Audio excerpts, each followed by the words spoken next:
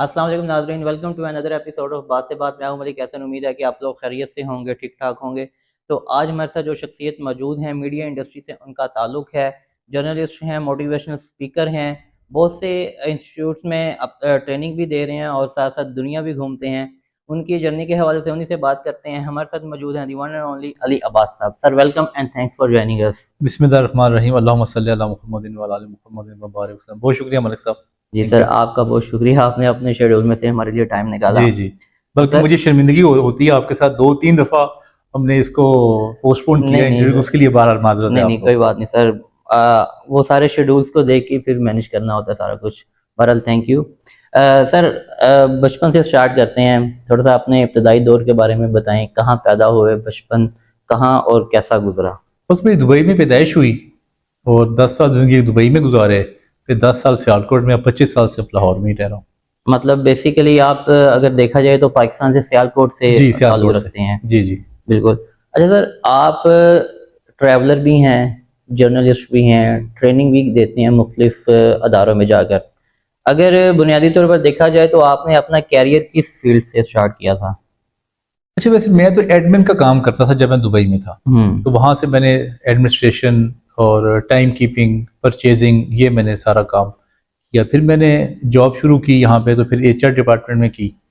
तो इसी तरह से फिर मेरा ये एक्सपीरियंस बन गया ट्रेनिंग्स का। और फिर अखबार में काम किया, फिर टीवी में काम किया, रेडियो में काम किया। मैंने 3 साल FM माशा 103 में भी काम किया है।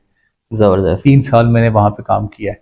तो इसी तरह बस ट्रेनिंग में फिर मैं आ गया। फिर ट्रेनिंग में देखता रहा, चीज़ें जो है वो मुझे काफ़ी फैसिनेट करती थी। बात करना, बात सुनाना, इम्प्रूवमेंट लेके आना ज़िंदगी में, लर्निंग एंड डेवलपमेंट पे काम करना, तो ये अच्छा लगता था, अभी भी लगता है।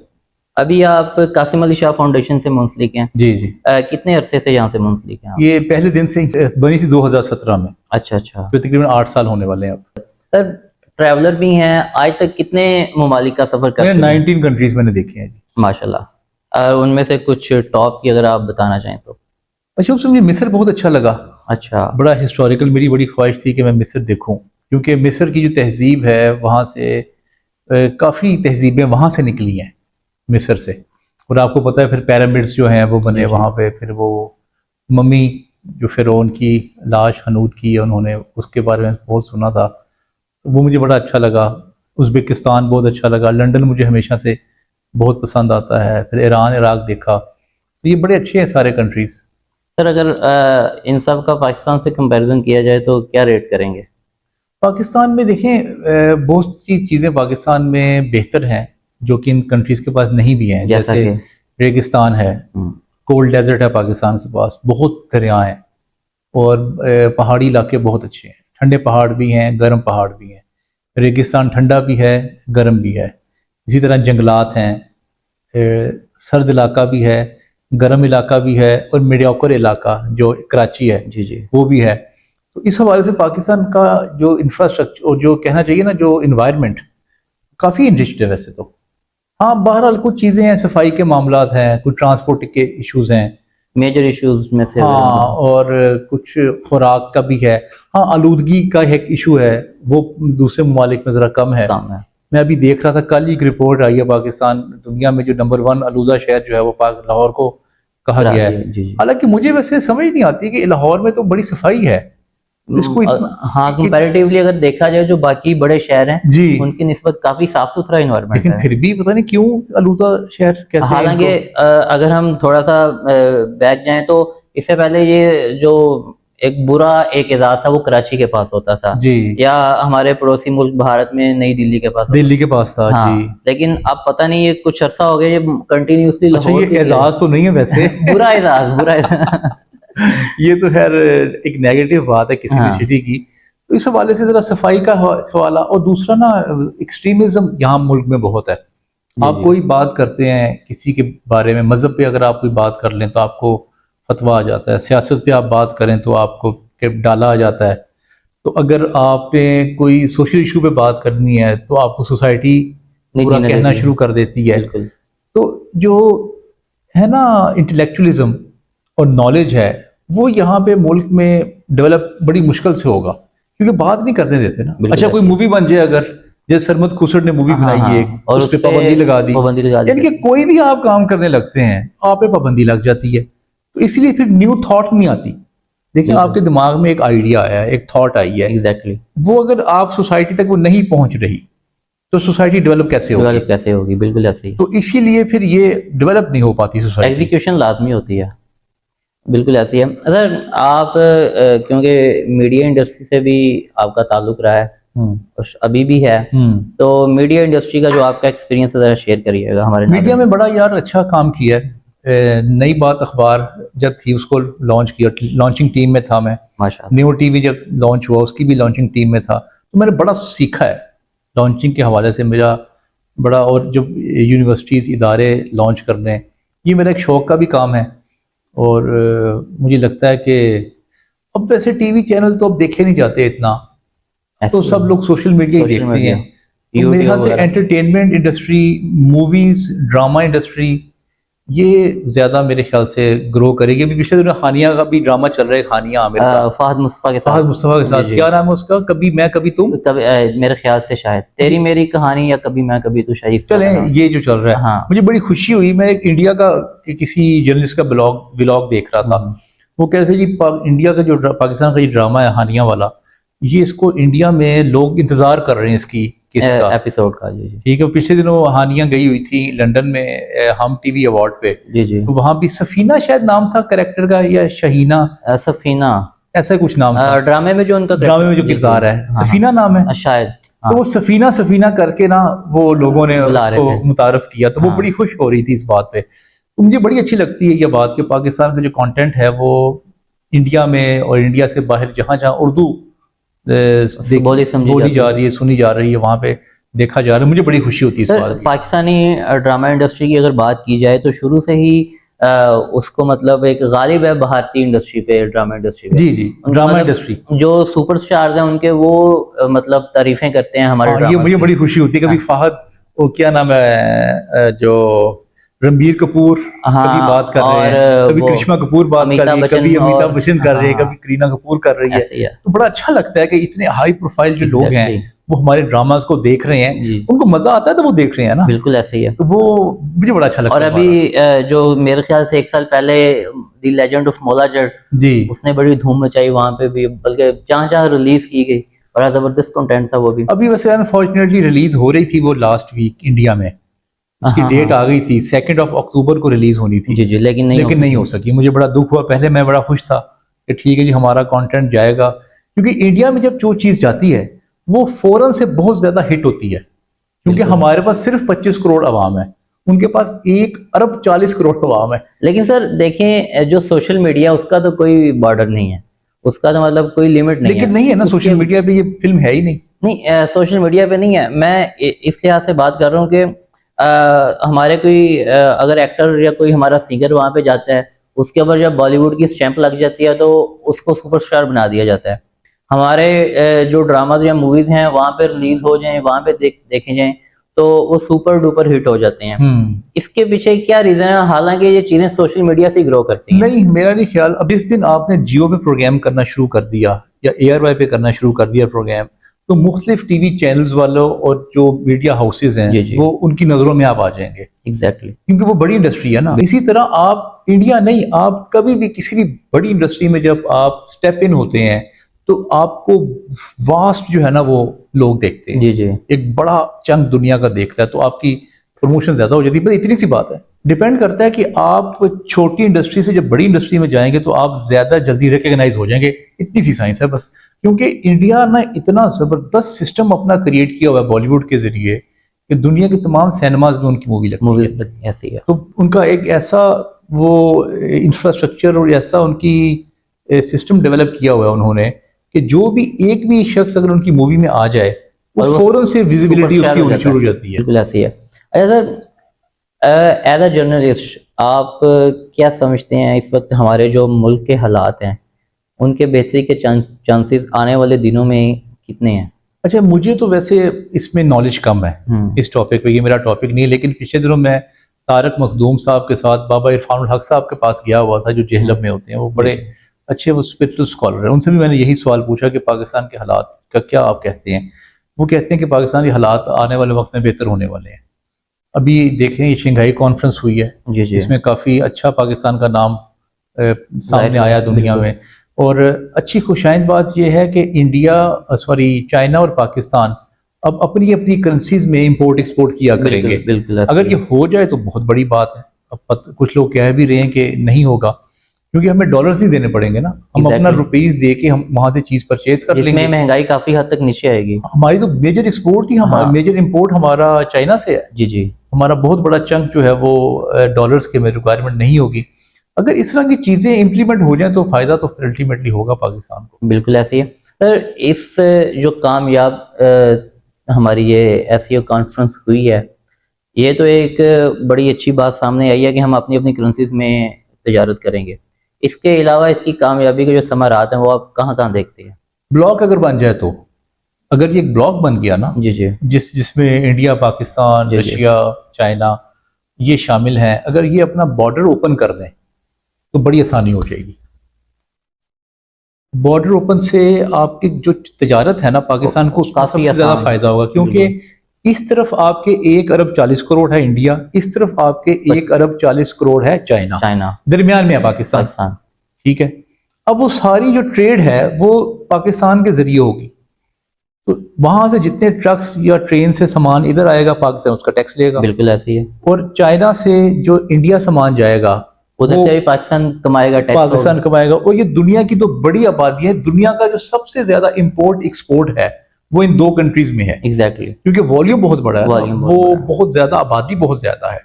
तो पाकिस्तान को इसका फायदा, अगर बॉर्डर ओपन हो जाए तो। बिल्कुल ऐसे ही है। अगर बॉर्डर ओपन ना हुआ तो फिर मेरे ख्याल से ये कोई इतना खास इम्पैक्ट नहीं क्रिएट हालात करेगा। इतने जल्दी बदल नहीं सकते। हाँ।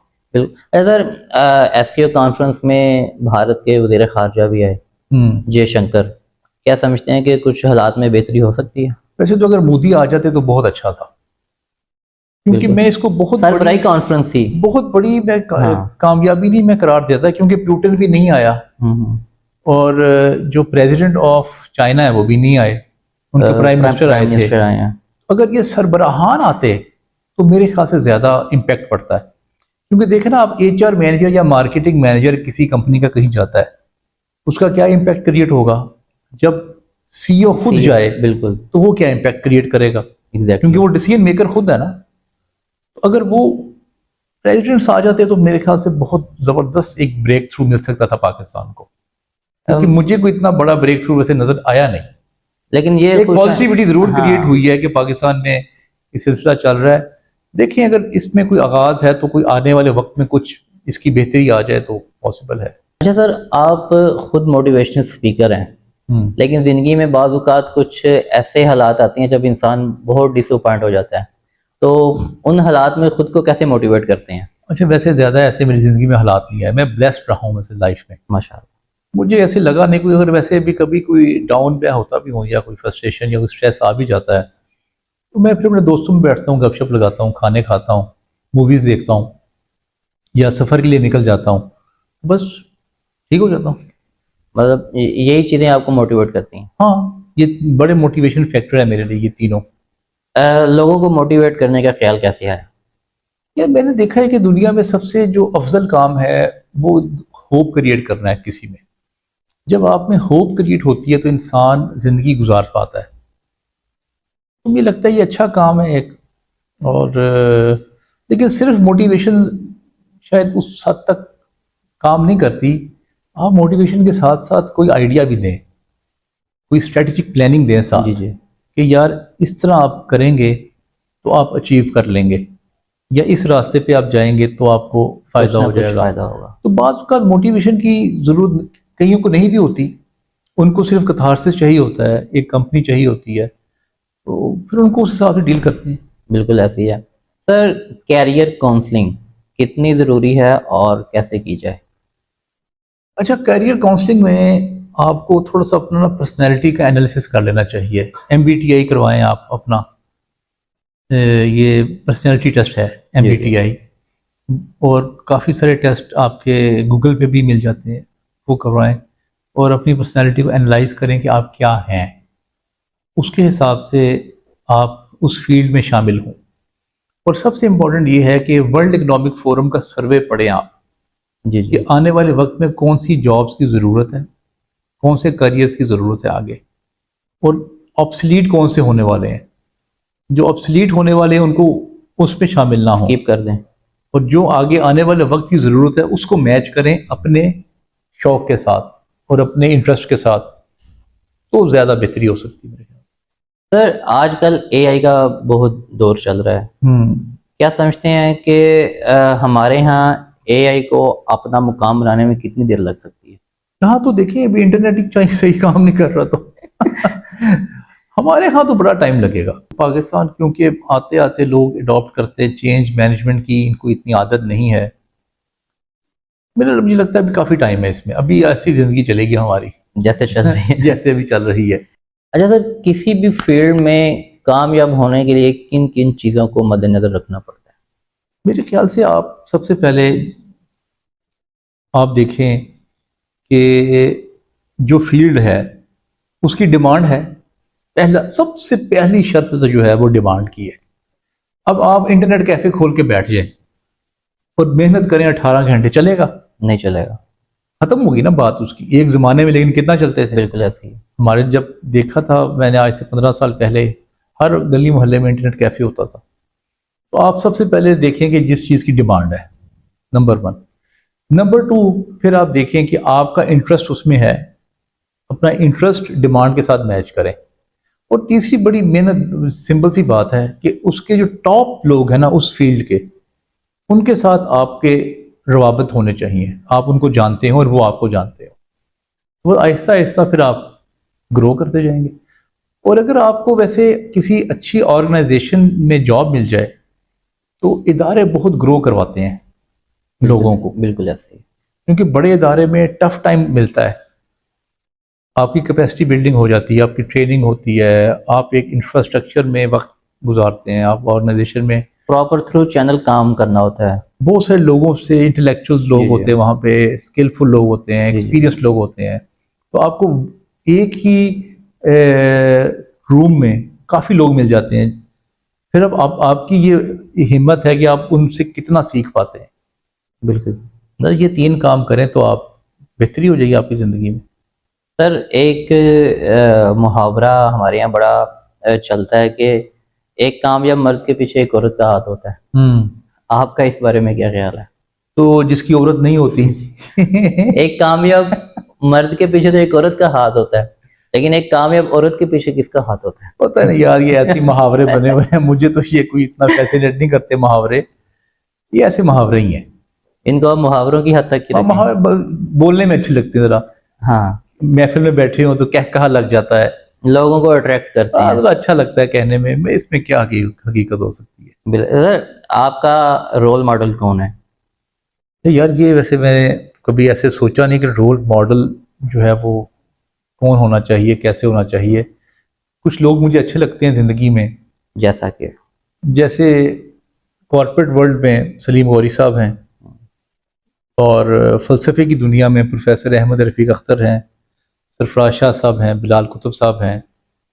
ये मुझे लोग फैसिनेट करते हैं। सर आपको अगर अपनी ये 3-4 जो आपकी फील्ड्स हैं, जर्नलिज्म है, उसके अलावा ट्रैवलर हैं, ट्रेनर हैं, इनमें से अगर किसी एक का इंतखाब करना पड़े तो वो कौन सी होगी? ट्रैवलिंग। ट्रैवलिंग। कहाँ का ट्रैवल ज़्यादा पसंद करेंगे करना? अभी तो मैंने 19 कंट्रीज़ देखी हैं। हाँ। 190 कंट्रीज़ हैं। तो मैंने अभी पीरू जाना है, अच्छा अच्छा। मोरक्को जाना है, ट्यूनिस जाना है, और इसके अलावा मेक्सिको, वहाँ जाना है मैंने, ब्राज़ील, ऑस्ट्रेलिया, कनाडा। अभी ये कंट्रीज़ मेरे काफ़ी देखने वाले पेंडिंग में हैं, है अभी ये। पेंडिंग में है। लेकिन अब कितने भी आप देख लेंगे, कितनी बड़ी दुनिया है, नहीं तो पूरे बहुत नहीं हो मुश्किल है। सकते। लेकिन मेरे बहरहाल जो पाकिस्तान में जो मैंने जगह देखनी थी वो मैंने सारी देख ली। देख ली है ज़बरदस्त। उसमें एक सिंध वॉल मेरी मिसिंग है, वो मैंने देखनी है। और दूसरा एक मेहरगढ़, जो पाकिस्तान की सबसे पुरानी तहजीब है, सही। हिस्टोरिकल। हमें जी। हड़प्पा और मोहनजोदड़ो पढ़ाया मोहनजोदड़ो जाता है, पढ़ाया जबकि वो जाता नहीं है। ये 5-5 हज़ार साल पुरानी है तकरीबन। जी जी। वो 8 से 10 हज़ार साल और पुरानी वो है। किस जगह पे वाक़ है? क्वेटा के पास, अच्छा अच्छा। बलूचिस्तान में है। जी जी। तो वो मैंने ये 2 मेजर जगह मैंने देखनी है, बाकी तकरीबन पूरा मैंने पाकिस्तान देख लिया हुआ है। चलें सर, बेस्ट ऑफ लक। अच्छा सर, जिंदगी का कोई ऐसा दिलचस्प वाकया, जो दिलचस्प कह लें या सैड मोमेंट कह लें, जो कभी शेयर ना किया हो? यार अब इतनी टॉक्स हो गई हैं, इतने इंटरव्यूज हो गए हैं, सारे वाकयात जो हैं वो, मैं अक्सर एक वाकया सुनाता हूँ कि मेरी बेटी थी ना जब 2-2.5 साल की, वो मेरे लिए बड़ा दुखी वाकया था। उसने ना इतना बड़ा कील है ना 2.5 इंच का, वो निगल लिया था। सही। तो जब वो निकला तो हम बड़े परेशान हो गए। हम जब डॉक्टर के पास जाते थे तो वो कहते थे ये निकल जाएगा, अच्छा। लेकिन अब कील तो अंदर था, वो देखा था हमने एक्सरे में। वो जो 2-3 दिन जो मेरी अजियत में गुजरे थे, वो बड़े अजियतनाक थे मेरी ज़िंदगी के, क्योंकि हम बहुत बेबस थे। हम बहुत डॉक्टर्स के पास गए, लेकिन अब वो कोई इलाज ही नहीं था उसका। हर डॉक्टर कहता था निकल जाएगा, एक तसल्ली देते थे। तसल्ली तो देते थे, लेकिन हाँ। हमें खतरा था ना, फियर था कि अगर वो कहीं आंतड़ियों में Infection ना या हो जाए। कहीं कोई चीज वो हाँ। काट ना दे, कहीं इन्फेक्शन ना कर दे। तो हर लम्हा ना वो मेरा बड़ा तकलीफ में गुजरा, वो दर्दनाक लम्हे थे। बड़ा दर्दनाक और बड़ा मुश्किल लम्हा था वो। बिल्कुल ऐसे ही है। अच्छा सर, अक्सर मैंने आपके इंटरव्यूज देखे हैं, आप सोशल मीडिया पर भी आप मेरे साथ हैं, तो आपको हमेशा मैंने काले कपड़ों में देखा है, इसके पीछे क्या रीजन है? यार एक तो मैले नहीं होते अच्छा। और कंफर्टेबल है। हाँ। कोई दिमाग में सोचना नहीं पड़ता कि कौन से परचेज करने हैं, कौन सा कपड़ा आज पहनना है। एक ही 2-3 पैंट्स हैं, 2-3 शर्ट्स हैं, एक मेरे पास ब्लैक कोट है, उन्हीं को ही चलाते रहते वो ही हैं। चलते रहते हैं। बस मैं अपना दिमाग इसमें लगाना नहीं चाहता कि क्या पहनना है। और वैसे भी मुझे थोड़ा ना लुक वाइज भी अच्छा लगता है, थोड़ा ना ब्लैक में ना मतलब स्मार्ट भी लगता स्मार्ट है। लगता है, ऐसे ही है। और बस अच्छा कलर है। वैसे बाबा याया खान भी पहनते हैं ब्लैक, मुझे उनसे इंस्पायरेशन है। उनको फॉलो करते हैं। हाँ, मुझे उनसे इंस्पायरेशन है। ठीक है, आपने इतने कपड़ों में क्या आपने वक्त गुजारना ज्यादा, बस ठीक है जैसे चादर चलने दें। सादा सादा सा रहे हैं। एक अप्रोच है दुनिया में मिनिमलिज्म। जी जी। मिनिमलिज्म वो ये है कि आप कम से कम चीज़ों में ज़िंदगी गुजारें तो आप कंफर्टेबल रहेंगे, कंफर्टेबल फील करें। खुश रहेंगे। मैं क्योंकि ट्रैवलिंग करता हूँ तो मैं ये एक पैंट ही महीना पहन नहीं रखता हूँ, 2 शर्ट्स होती है। मुझे ज़्यादा वज़न मुझे पसंद नहीं है उठाना। मैं कहता हूँ कि आप वज़न उठाएंगे तो चलना बहुत होता है ना, जब आप ट्रैवलिंग पे जाते हैं तो फिर वो अनकंफर्टेबल होता है इंसान। कम सामान खुशगवार जिंदगी। हम बहुत अच्छा है। बिल्कुल ऐसी है। मेरा बिल्कुल छोटा सा बैग होता है और मैं जहाँ मर्जी बैग को उठा के मैं निकल जाता हूँ। ज़बरदस्त। सर, जाते जाते हमारे नाजरीन के लिए क्या मैसेज देना चाहेंगे? मेरे ख्याल से एक काम करें, न्यूज़ देखना छोड़ दें। खुशहाल हो जाएंगे। हाँ, बहुत फ्रस्ट्रेशन है, बहुत स्ट्रेस है, ये आप में फियर क्रिएट करती है कि मर गया, ख़त्म हो गया, टूट गया, भज गया, मुक गया, यही बता रहे हैं। जिंदगी ऐसे ही ख़त्म हो गई, सब कुछ ख़त्म हो गया। खत्म हो गया। मूवीज़ देखें, ड्रामास रिलैक्स रहें। देखें जी जी। और म्यूज़िक सुने, कवालियाँ सुने। तो आप अपने आप को जितना एंटरटेन कर सकते हैं ना, एंटरटेन करें तो आप खुश रहेंगे। बिल्कुल ऐसी है। बहुत शुक्रिया सर, आपने अपने कीमती वक्त में से हमारे लिए टाइम निकाला। नाज़रीन, मुझे उम्मीद है कि आपने पॉडकास्ट को मुकम्मल तौर पर एंजॉय किया होगा। अपना फीडबैक देना मत भूलिएगा। अगले किसी पॉडकास्ट में किसी नए गेस्ट के साथ आपकी खिदमत में हाजिर होंगे। अल्लाह हाफिज़।